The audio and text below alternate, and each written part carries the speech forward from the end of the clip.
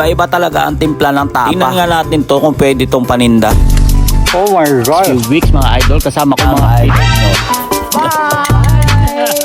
Lomo ng baka, idol, hiniwa-hiwa ko na malambot na parte to kaya mabilis lang maluto. Mabawang ang tapa na gagawin natin. Sa isang bowl, i-marinate na natin yung karne. Isang buong bawang. Toyo, kahit anong brand naman. Konting asin, depende sa panimpla nyo. Pamintang durog, idol. Isang kutsarang asukal na pula. 2 kutsarang mantika, idol. Konting chili flakes, optional naman yan. Halu-haluin lang, idol. Tapos nakalimutan ko yung lemon juice. Kalamansi juice sa atin kapag wala kang lemon. Marinate mo for 30 minutes, okay na yan. Magsangag na muna tayo. Dahan-dahan nga po, 2 kutsarang mantika, bawang. Kinap ko na, kung gusto mo dikdikin, dikdik lang. Masarap din naman yun. Makanin, syempre. Timplahan mo na rin ng pampalasa. Sangag mo na yan, idol. 5 minutes, okay na okay. Tapos na yan. Sunny side up na itlog naman, idol. Asinan nyo gusto na namin yung ganito, malasado, pero malutong na yung mga gilid. Yung kaldero na pinaglutuan ng itlog, dun mo na ibagsak yung baka, idol. Takpan ko yan para mas mabilis maluto. After 10 minutes, patuyuin mo na lang siya, idol. Pag medyo sunog-sunog na, pwede na siya. O, yung mga OFW dyan, ha, may recipe na kayo ng tapa. Subukan nyo rin to, mga idol. Lagyan mo na lang ng kamatis, pipino, suka na may sili at bawang. Paranaque, yung suka, dapat may ketchup na kasama yan. Tara, kain na mga idol. Maraming salamat sa panonood. Ito ang idol nyo sa Norway. Follow for more. Bye-bye!